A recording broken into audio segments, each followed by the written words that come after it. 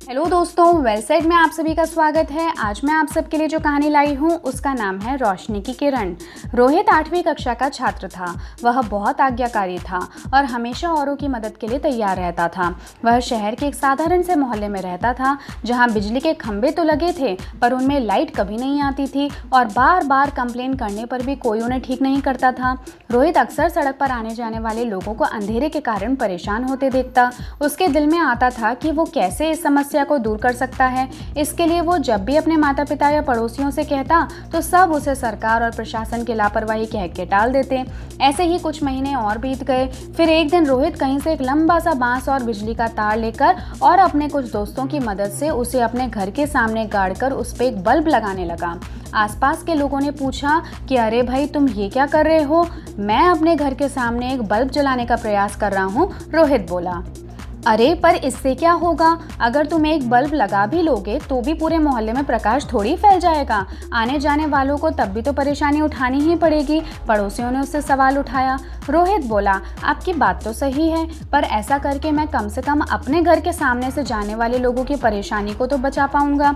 और ऐसा कहते हुए उसने एक बल्ब वहां पर टांग दिया।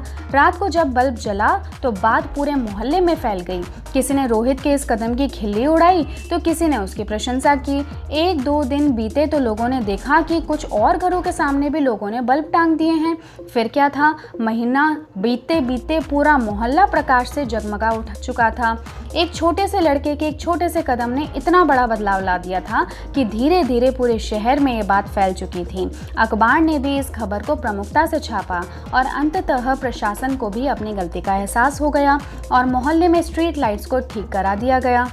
तो दोस्तों, इस कहानी से हमें ये शिक्षा मिलती है कि कई बार हम बस इसलिए किसी अच्छे काम को करने में संकोच कर जाते हैं क्योंकि हमें उससे होने वाला बदलाव बहुत छोटा प्रतीत होता है, पर हकीकत में हमारा एक छोटा सा कदम एक बड़ी क्रांति का रूप लेने की ताकत रखता है।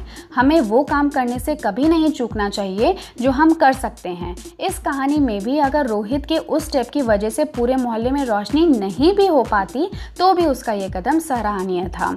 रोहित की तरह हमें भी बदलाव होने का इंतजार नहीं करना चाहिए, बल्कि जैसा कि गांधी जी ने कहा है, हमें खुद वो बदलाव बनना चाहिए जो हम दुनिया में देखना चाहते हैं। तभी हम अंधेरे में रोशनी को किरण फैला सकते हैं। आशा करती हूँ आपको ये कहानी पसंद आई होगी। फिर मिलूंगी एक नई कहानी के साथ। Till then, take care of yourself and your families. Good bye.